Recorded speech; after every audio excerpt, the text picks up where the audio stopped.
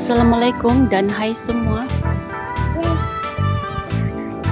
Bertemu lagi kita dalam M Channel yang menyediakan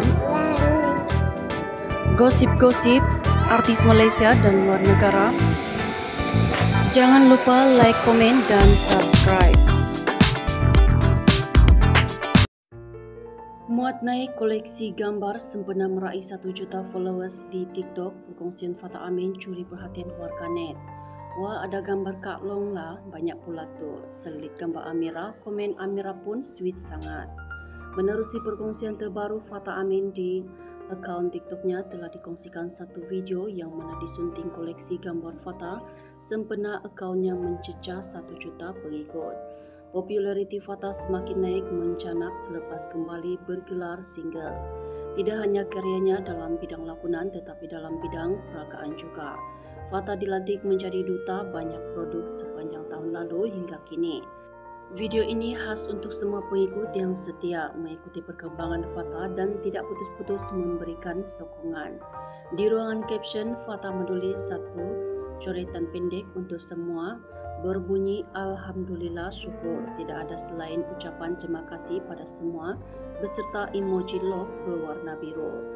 Ucapan yang pendek tetapi cukup bermakna untuk semua penyokong Fatah. Dalam banyak gambar yang dikongsikan, Fatah menyelitkan juga gambar akan sekejanya.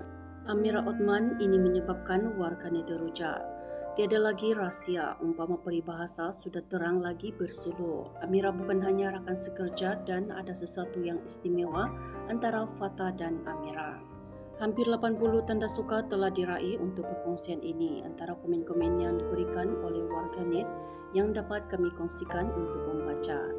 Rakan sekerja ni wajib ada, tak ada tak lengkap video Abang Long. Di sebalik kejayaan seorang lelaki, ada seorang wanita yang selalu mendoakannya, yang selalu memudahkan urusan hariannya, yang selalu ada di saat susah dan senang, dan sebagai pendorong semangat beliau. Tiba-tiba terselit Amira Othman, haha, antara kejayaan 1M. Itu suplemen dia sekarang, wajib ada, itu dah confirm cinta hati Abang Long. Bakal suri hati, bakal PS umur hidup. Betapa pentingnya Kak Long, dia memang sejenis manusia yang lurus. So, dia jatuh cinta orang sekeliling akan mudah di-tag. Itulah Fatah Amin.